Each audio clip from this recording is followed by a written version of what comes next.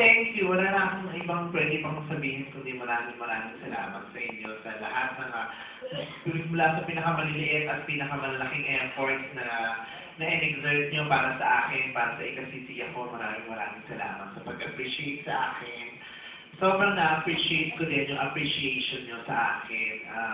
Hindi ko man naibibigay ito sa ibabalik sa inyo sa paraang gusto ninyo. Gusto ko lang sabihin sa inyo na from the bottom of my heart, thankful at nagpapasalamat at minamahal ko kayong lahat. Maaaring hindi ako yung hindi ko maibalik ng kung anumang paraan na ini-expect nyo yung bawat ginagawa nyo sa akin.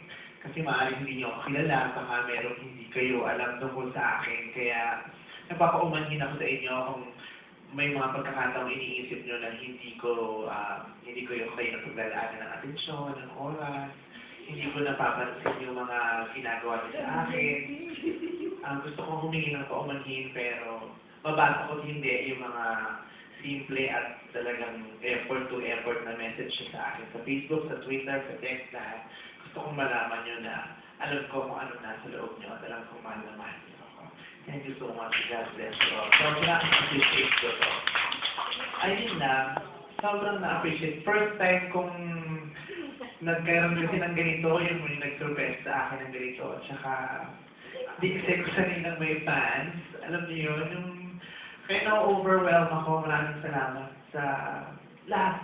Sobrang thank you. God bless you. Bahala na ang Diyos sa inyo. Diyos na lang ang babalik sa inyo. Thank you. Love you, bye! Meron kami, di ba, meron tayong bagong class. Naka-class ang relate ng BGPC ang Bayad Ganda Pindot Class. Kaya po, pagkakalita. Bayad Ganda Pindot Class, boy! Again, saka ito pa. Ito Vice President.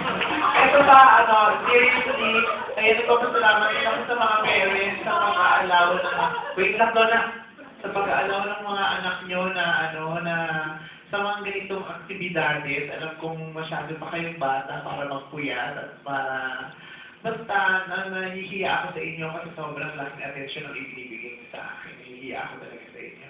At saka, susunod, kaya huwag din ako masyadong bigyan ng regalo. Hindi ko na-appreciate. Kaya nahihiya ako talaga. Kasi hindi ko alam kung paano ko ibabalik sa inyo yun.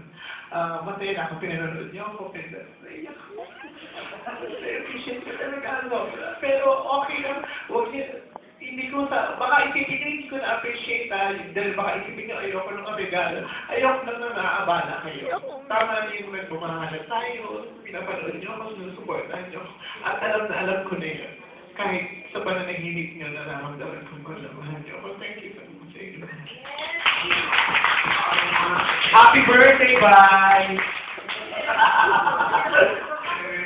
Luwag ka. Okay, party!